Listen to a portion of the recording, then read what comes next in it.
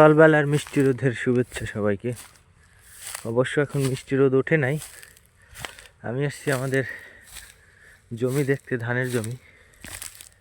এটা হচ্ছে আমাদের কলা ক্ষেত। এই যে পাশের এই জমিটাই আমাদের, এই ধান এগুলো আমাদের। যারা শহরের মধ্যে থাকেন,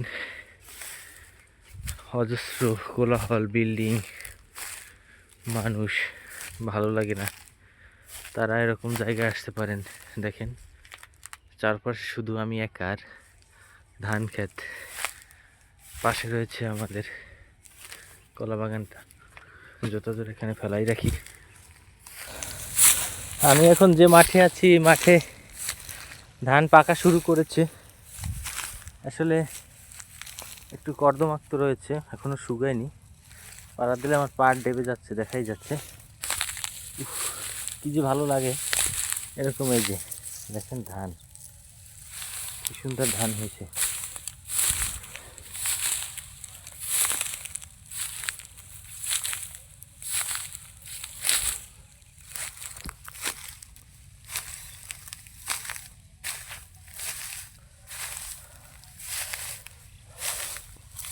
ওদেরকে দেখিয়ে দিয়ে আসলাম ধানের জমিটা।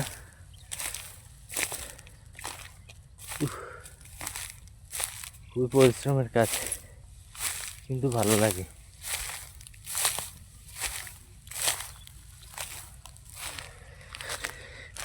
এই যে এখান থেকে গিয়েছিলাম, এখানে সামনেটা দেখাইনি, আবার একটু দেখাই আমি।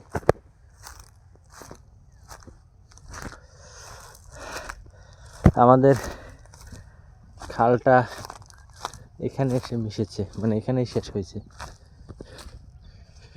এই যে এই খালের সীমানা, এদিকে এই জল না ওঠার জন্য বাঁধা দেওয়া হয়েছে, ওদিকেও বাঁধ দেওয়া হয়েছে। এই হচ্ছে খালের শেষ সীমা। এটা হচ্ছে আমাদের ক্ষেত। দেখি ক্ষেতের ভিতর কি আছে।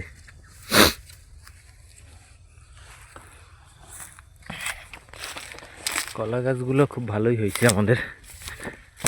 ও শিট,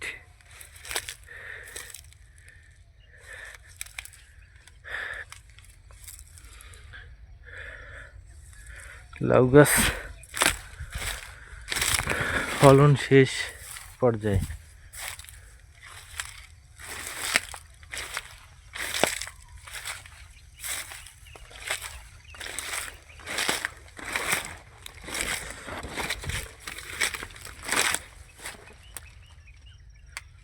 একটু ভিতরে ঢুকি। হ্যাঁ, ও